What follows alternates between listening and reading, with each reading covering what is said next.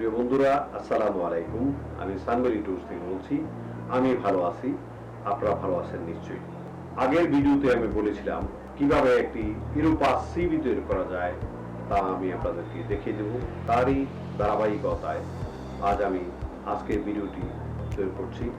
আশা করি আপনাদের ভালো লাগবে।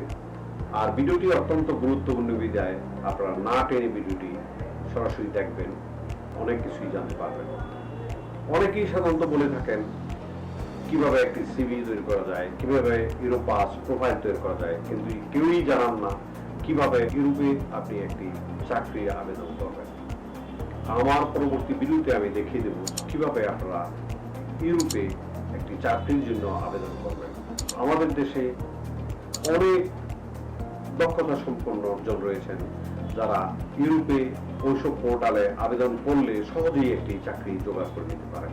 যে কথা এ পর্যন্ত কেউ আপনাদেরকে জানায়নি, আমি এমন একটি বিষয় নিয়ে আগামী ভিডিওতে আমি আপনাদের সামনে আসবো। আশা করি আপনাদের এই ভিডিওটি ভালো লাগবে এবং একটি সুন্দর সিভি আপনারা তৈরি করতে পারবেন।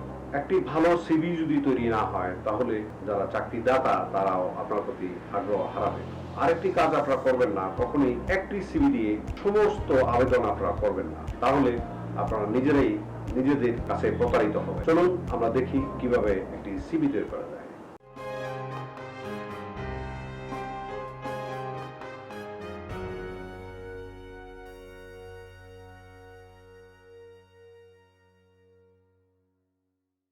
বন্ধুরা, প্রথমেই আমি